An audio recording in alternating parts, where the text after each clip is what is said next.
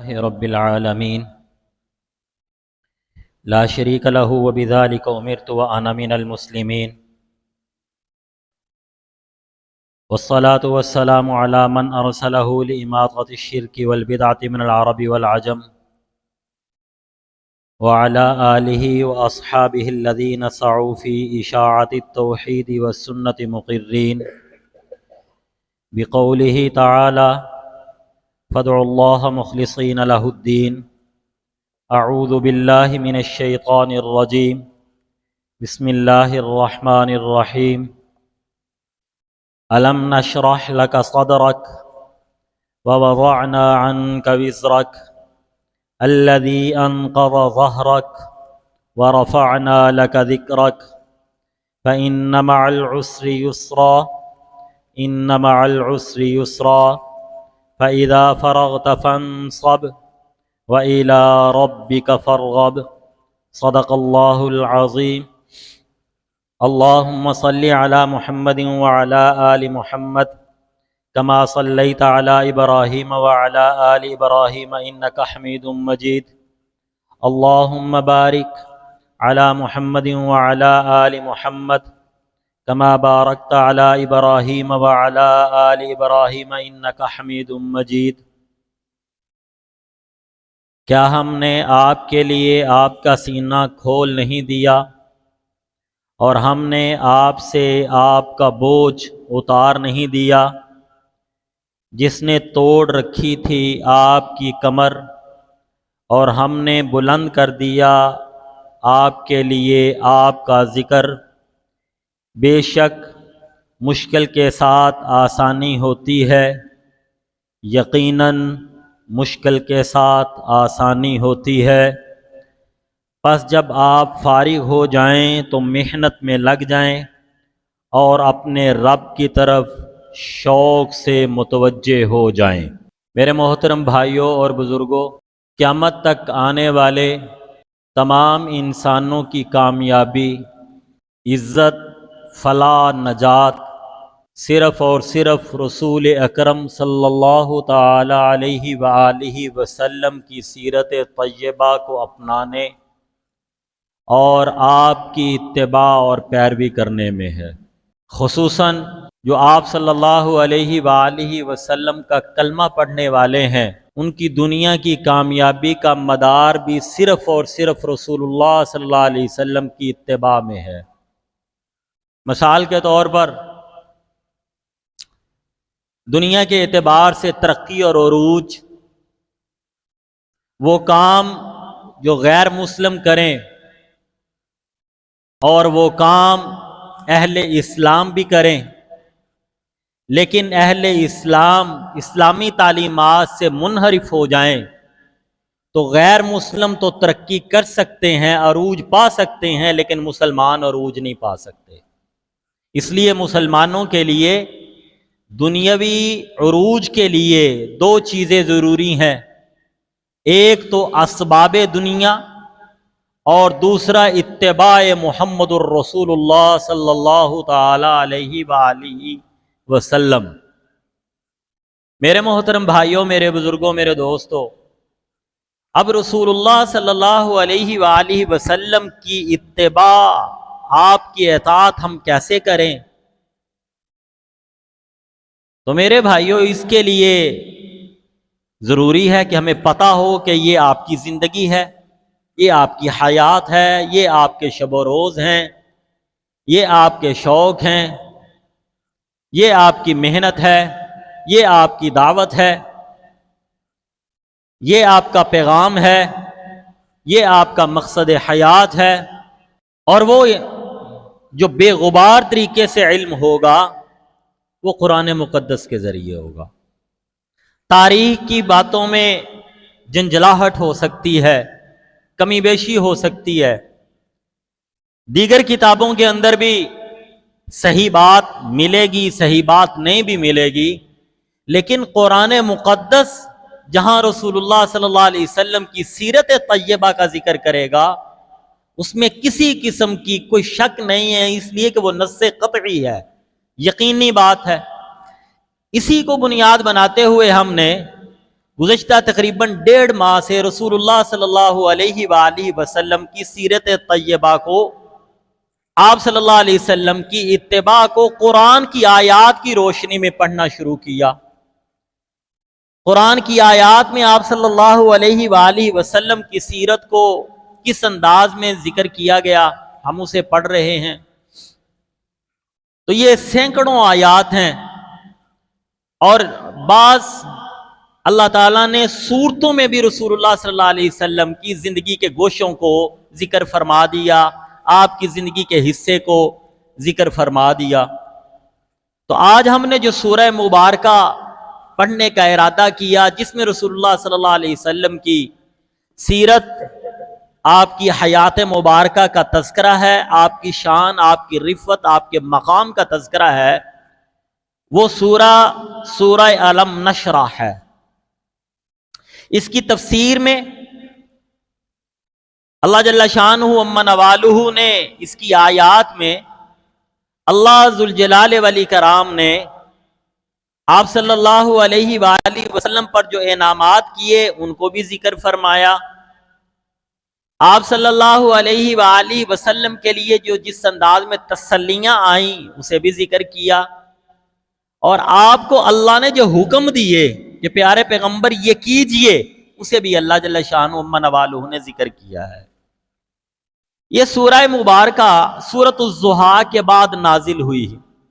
اس اعتبار سے اس سورہ مبارکہ کے نازل ہونے میں 2 قول ہیں۔ ایک قول تو یہ ہے کہ اس کا 12واں نمبر ہے، دوسرا قول یہ ہے کہ اس کا 5واں نمبر ہے، یعنی سورۃ الضحیٰ کے بعد یہ سورۃ الم نشرح، تو 5واں نمبر پر یہ سورہ مبارکہ نازل ہوئی۔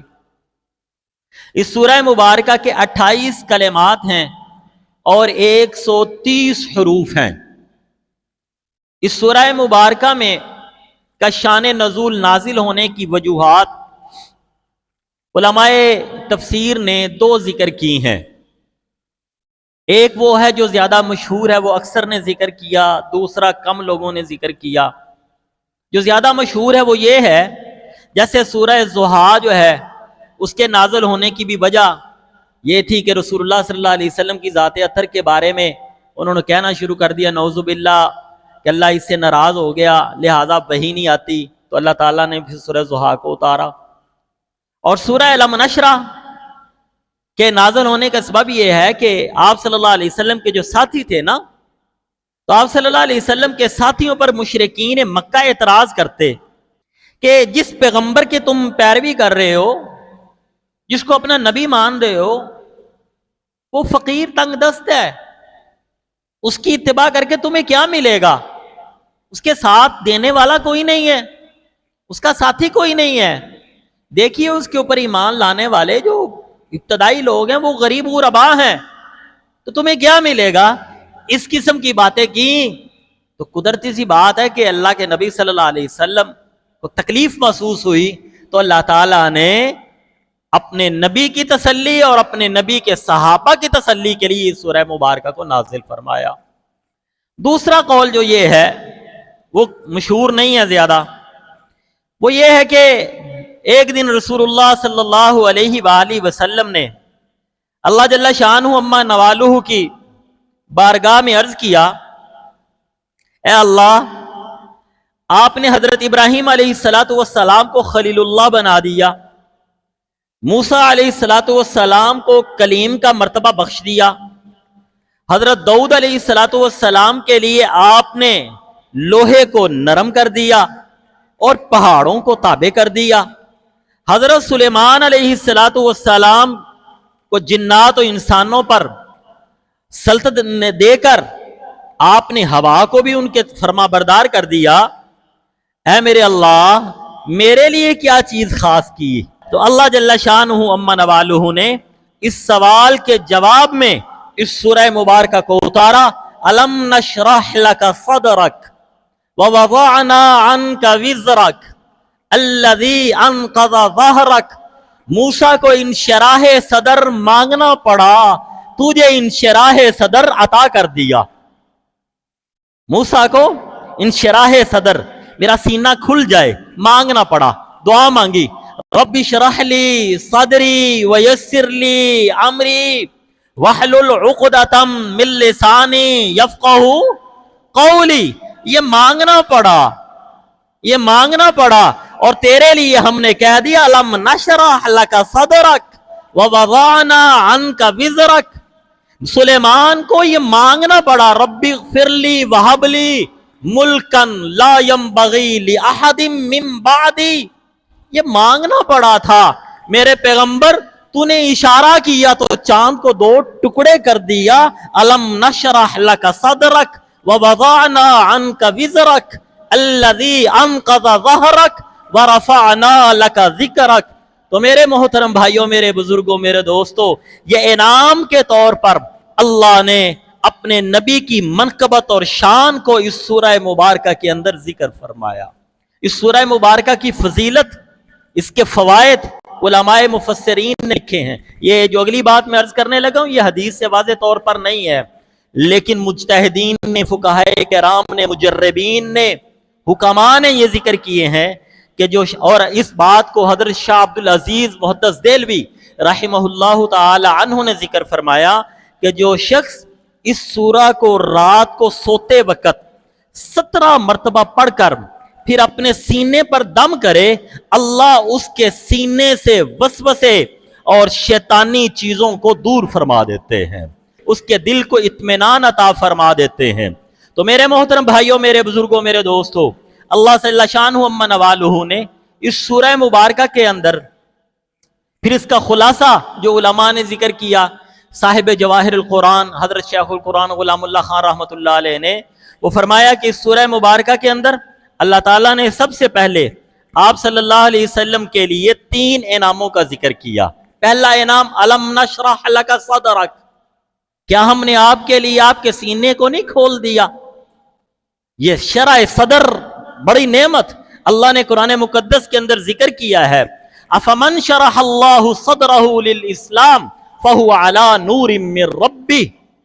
اور اسی طرح اللہ جل شانہ اما نوالہ نے ذکر کیا فمن یرید اللہ ان یہدیہ یشرح صدرہ للاسلام.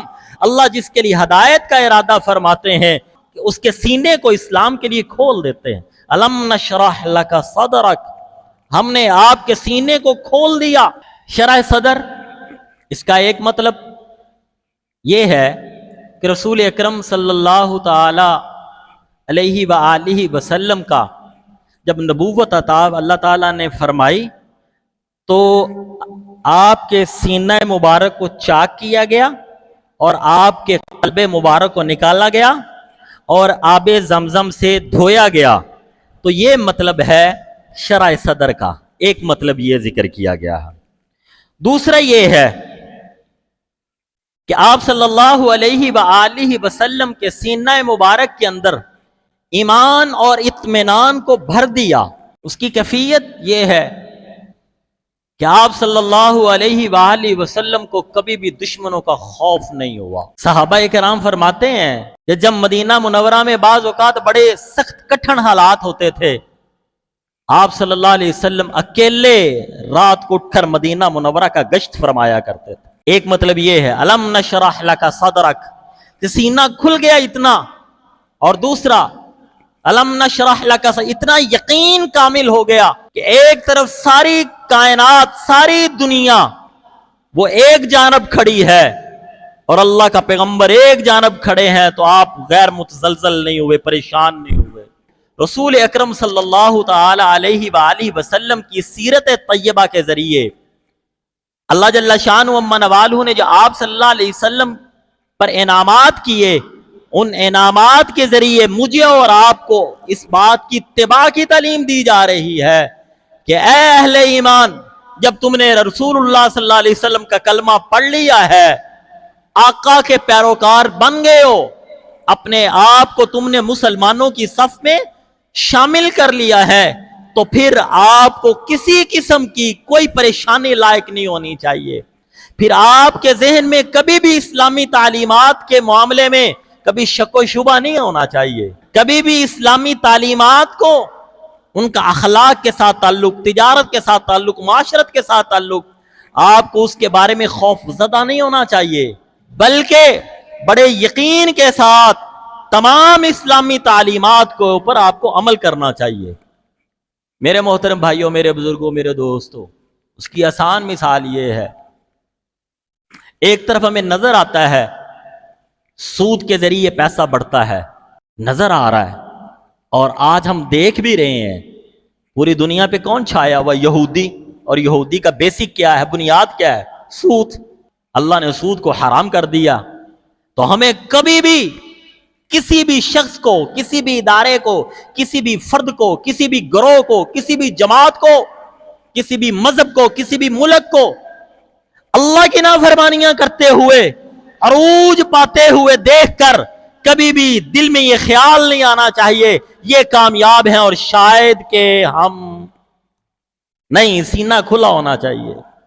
اسلام کے بارے میں، اسلامی تعلیمات کے بارے میں کبھی بھی شک و شبہات میں مبتلا نہیں ہونا چاہیے۔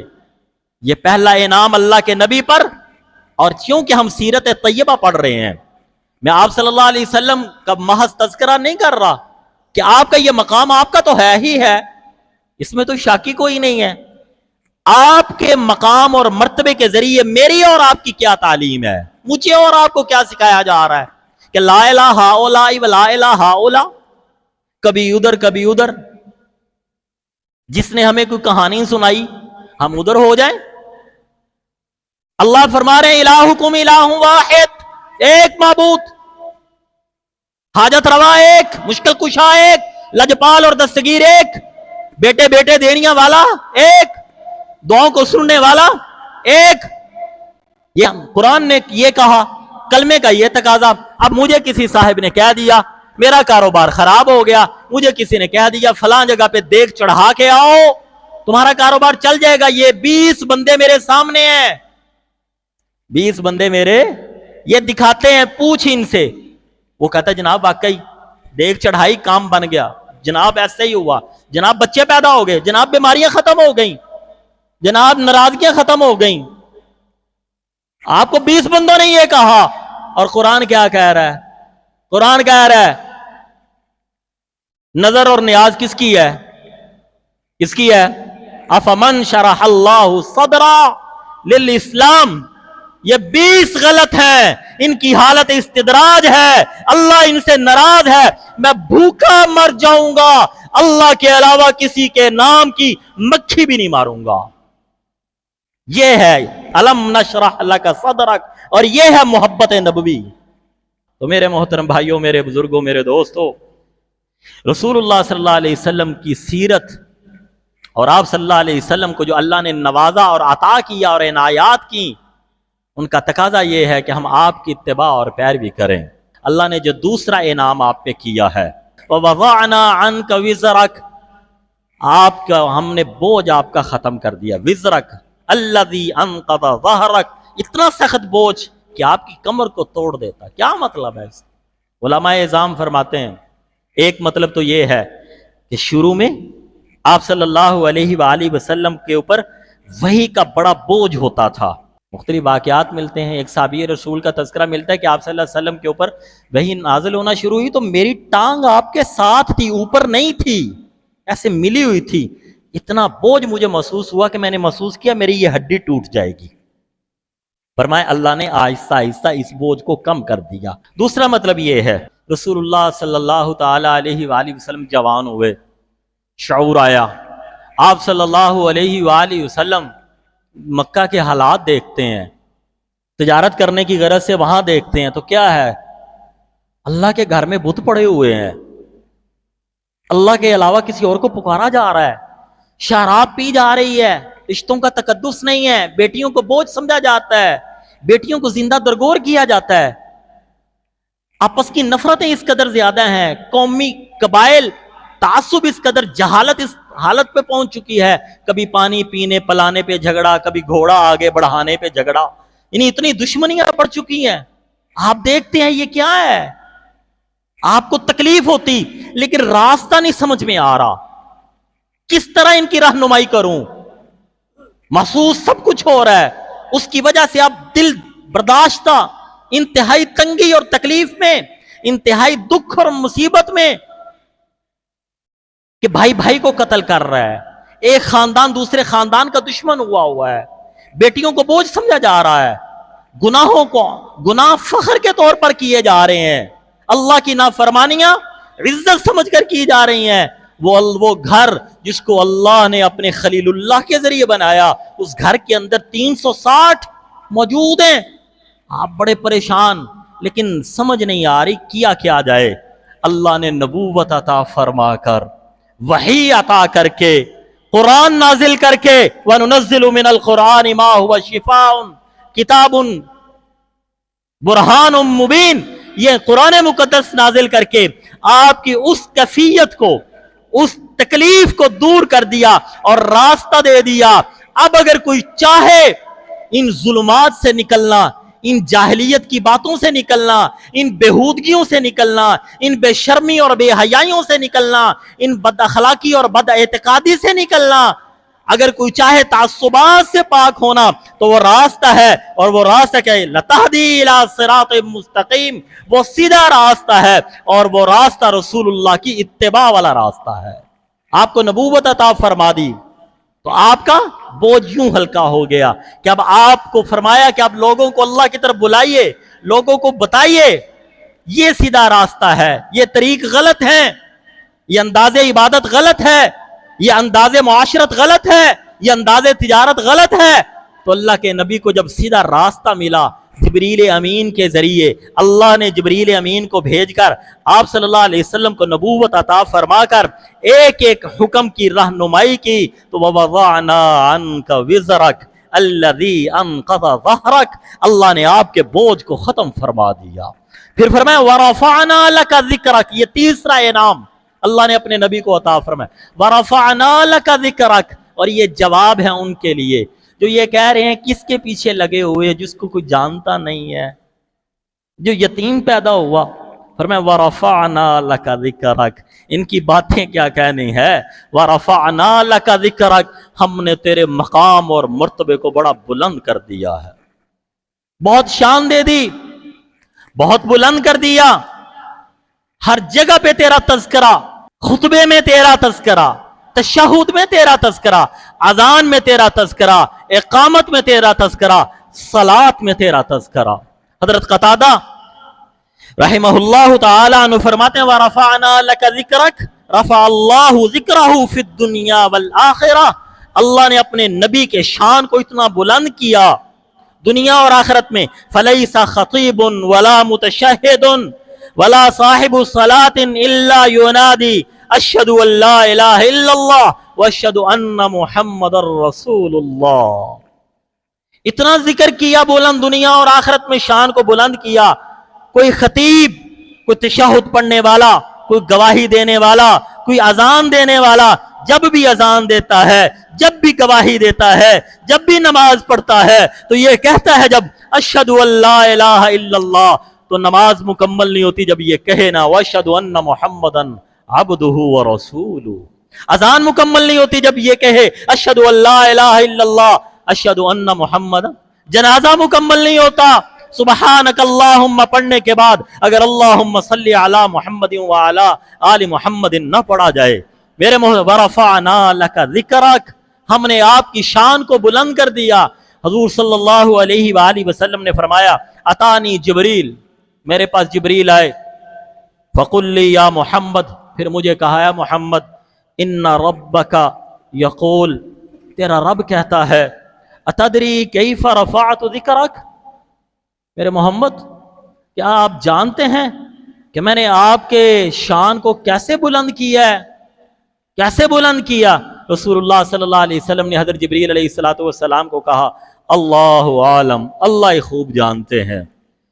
تو حضرت جبریل علیہ السلام نے کہا اللہ یوں فرماتے ہیں، اللہ یوں کہتے ہیں۔ یہ حضرت جبریل کے نہیں تذکرے، آگے جملے اللہ کا کلام ذکر کیا جائے، اللہ یوں کہتے ہیں اذا ذکرت ذکرت معی، جب میرا ذکر کیا جائے گا تو میرے ساتھ تیرا ذکر کیا جائے گا، جہاں میرا نام ہوگا وہاں پہ تیرا نام ہوگا۔ اس لیے تو حضرت حسان بن ثابت رضی اللہ تعالی عنہ نے فرمایا ضم الالہ اسم النبی الى اسمہ اذا قال فی الخمس المؤذن اشہد وشق له من اسمہ لیجلہ फजुल अर्शिल महमूद वहादा मुहम्मद। हजरत हसन इब्न साबित ने आप सल्लल्लाहु अलैहि वसल्लम की मदा में यूं तज़किरा किया कि अल्लाह ने अपने नाम के साथ अपने नबी के नाम को जोड़ दिया। जब मुअज्जिन 5 वक्त नमाज के लिए अजान कहता है तो अल्लाह की तौहीद और नबी की रिसालत की गवाही देता है, और अल्लाह ने अपने नाम के मादे से नबी का नाम निकाल कर उन्हें इज्जत दी। अर्श वाला महमूद है और ये नबी मोहम्मद है। व रफ़अना लका ज़िक्रक, हमने आपकी शान को बड़ा बुलंद किया। मेरे मोहतरम भाइयों, ये जिक्र करने के बाद फिर आगे अल्लाह जल्ला शान मन वालुहु ने आप सल्लल्लाहु अलैहि वसल्लम को तसल्ली दी, फ़इन्न मअल उसरि युसरा, इन्न मअल उसरि युसरा। आपके ज़िम्मे जो काम लगा है ना, आपने उस काम को करना है, और उसकी पादाश में लोग आपसे नाराज़ होंगे, आपके साथियों को मारा जाएगा, तकलीफ़ें दी जाएंगी, गालियाँ दी जाएंगी, बुरे बुरे लफ्ज़ कहे जाएंगे, कभी साहिर कहा जाएगा, कभी शायर कहा जाएगा, कभी मजनू कहा जाएगा, कभी दीवाना कहा जाएगा, ये आपको सब कुछ कहा जाएगा। लेकिन फ़इन्न मअल उसरि युसरा, बेशक तंगी के साथ आसानी है। इन्न मअल उसरि युसरा, और ये सहाबा को भी तसल्ली है। वो शान नज़ूल याद रखिए ना, जब मुशरिकीन मक्का ने सहाबा को कहा था किसकी इत्तिबा करते हो, जो कि तंग दस्त और फ़कीर है, फरमाया यही होगा, बादशाह होगा। फ़इन्न मअल उसरि युसरा, सहाबा दुखी ना हो, वो दिल थोड़ा ना करो, एक वक्त आएगा आपका ही तस्करा बुलंद। फ़इन्न मअल उसरि युसरा, ये तंगियां खत्म होने वाली हैं, ये गुर्बत खत्म होने वाली है, ये सख्तियां और ये मसाइब और ये तकलीफें खत्म होने वाली है। इन्न मअल उसरि युसरा, बेशक हर तंगी के साथ आसानी है, हर तंगी के साथ आसानी है। मेरे मोहतरम भाइयों, यहाँ पे उलमाए किराम ने एक बात की, फरमाया अल उसर, ये 2 दफ़ा मार्फा आया है, ठीक है जी। कानून लुगत का, नहव का, अरबी ग्रामर का कानून है कि किसी लफ्ज़ के ऊपर अलिफ लाम आ जाए तो उसको हम मार्फा कहते हैं। मार्फा जब 2 दफ़ा आ जाए, तकरार के साथ आए, तो मकसूद एक ही होता है, मतलब एक होता है, 2 अलग अलग चीजें नहीं होती। अल्लाह ने फरमाया फ़इन्न मअल उसरि युसरा, मअल उसरि मार्फा, इन्न मअल उसरि मार्फा। क्या मतलब है? तंगी और तकलीफ एक है, आसानियां 2 हैं। युसरन नकरा है, और जब नकरा तकरार के साथ आता है तो पहले और मतलब होता है, अब और मतलब है। यानी मतलब ये है कि तंगी थोड़ी है, आसानियां इसमें तसल्ली ज्यादा है। तो मेरे मोहतरम भाइयों, मेरे बुजुर्गों, मेरे दोस्तों, ये रसूलुल्लाह सल्लल्लाहु अलैहि वसल्लम की सीरत, आपकी अजमत, आपकी शान, आपका मकाम, आपका मर्तबा अल्लाह ने कुरान मुकद्दस में जिक्र किया। मैं ये अर्ज़ करना चाहता हूँ, जिस नबी का शान इतना बुलंद है कि अल्लाह कहता है वरफ़अना लका ज़िक्रक, हमने तेरे तज़किरे को बुलंद किया है, जिसके लिए अल्लाह कह रहे हैं अलम नशरह लका सदरक, जो तुझे शरीयत मिली है ना, वो कामिल शरीयत है। व वज़अना अन्का विज़रक, दुनिया से जुल्मत को दूर करने के लिए तुझे नबूवत अता फरमाई है। अब सिर्फ़ और सिर्फ मुझे और आपको यह सबक हासिल करना है, हमारा सीना भी इस्लाम के लिए कुशादा है, हमारी जिंदगियों में इस्लाम किस कदर ज्यादा है। मुझे आज तक कितना पता है कि इस्लामी तालीमात क्या है। सिर्फ एक पैगंबर है जब से कायनात बनी है, पैगंबर नबूवत चली, मेरे आका पे ख़त्म हुई। सीरत की तमाम किताबों में ये बात लिखी हुई मौजूद है, किसी नबी की मुकम्मल जिंदगी नहीं मिलती सवाए मोहम्मद करीम के। हत्ता कि अपनी अज़वाज के साथ इजहार मोहब्बत करने का अंदाज भी मेरे नबी का मौजूद, इससे ज्यादा और क्या। और उस नबी की मुखालफत, उस नबी की नाफरमानी, उस नबी की जिंदगी से इनहराफ यहूदियों से नहीं बात हो रही, हिंदुओं को हम मुखातब ही नहीं है, मजूसी उनके साथ नहीं हो रही।